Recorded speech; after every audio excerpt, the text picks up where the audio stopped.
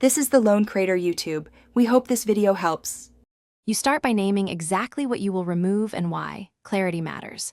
Once you pick specific targets, apps, hours, or overall minutes, prepare simple replacements like a book, a walk, or a hobby kit so cravings have an outlet. Next, create short, enforceable rules. No screens for the first 30-90 minutes after waking and before bed. Make sure to place devices out of reach and set a visible timer or paper checklist. This primes you to act differently from the first minute.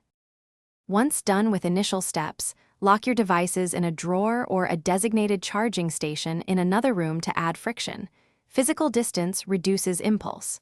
Then, replace habitual checks with a short ritual, 5 minutes of journaling, stretching, or a quick tidy, so you get the dopamine from completion, not the screen.